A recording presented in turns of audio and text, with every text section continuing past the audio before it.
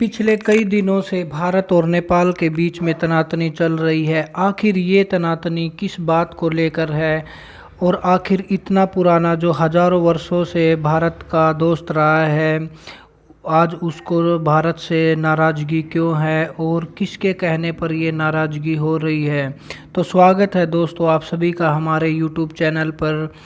आगे हम इसी वीडियो में इसी के बारे में ही बात करेंगे और कृपया जिसने चैनल को सब्सक्राइब नहीं किया है सब्सक्राइब कर लीजिए और बेल आइकन प्रेस कर लीजिए।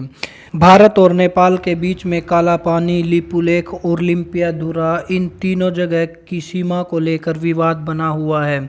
अब हुआ ये कि जो रिसेंटली 80 किलोमीटर का जो रोड बनाया गया है, जो कि इंडिया के उत्तराखंड डिस्ट्रिक्ट से मानसरोवर तक के जो श्रद्धालु जाते हैं उनके लिए बनाया गया है, तो इसी के विरोध में ही नेपाल ने एक नया मैप जारी किया है और उसने लिपुलेख और लिम्पियाधुरा के साथ में काला पानी को भी अपना ही एरिया दिखाया है। तो इसको लेकर भारत ने चिंता आपत्ति जताई है और भारत ने भी एक नया मैप जारी किया है। ये डिस्प्यूटेड एरिया है, कहाँ पर मैप में अच्छे से जान लेते हैं। ये जो रेड सा स्क्वायर दिख रहा है इसी को ही झूम करके ये बड़ा वाला एरिया दिखाया गया है। ये जो लिपुलेख है और यहाँ पर काला पानी है।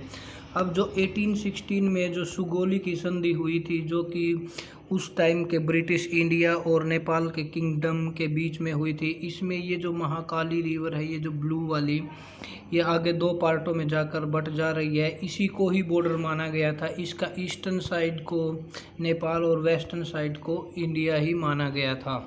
इन दोनों एरिया के साथ में लिम्पियाधुरा को भी नेपाल ने अपने ही मैप में दिखाया है। तो ये तीन जगह थी जिनके ऊपर डिस्प्यूट बना हुआ है। अब बात करते हैं कि जो कि नेपाल इतना पुराना दोस्त है, इतना पहले जो ये रोड बन रहा था, जो कि 2008 से ये रोड बन रहा था, तो 12 साल तक नहीं बोला, तो अब उसको ऐसा क्या हो गया कि ये नाराज़गी जताने लगा है।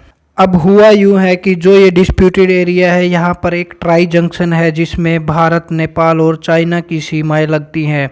अब कहीं ना कहीं नेपाल जो कि चाइना से प्रभावित होकर ही ऐसा कदम उठाया हुआ है, क्योंकि भारत ने जो चाइना के साथ FDI के जो नए रूल बदले हैं उनसे लेकर कहीं ना कहीं नाराज़ है। और एक कारण ये भी है कि नेपाल और चाइना दोनों ही देशों में ही कम्युनिस्ट पार्टियां हैं, दोनों ही देशों की पार्टियां एक दूसरे के क्लोज हैं। और पिछले कुछ दिनों में वहाँ मतलब चाइना के राजदूत को प्रधानमंत्री ओली के साथ में बैठक करते हुए पाया गया है। तो आपको क्या लगता है कि भारत को क्या करना चाहिए? कृपया कमेंट में लिखकर बताएं। जय हिंद।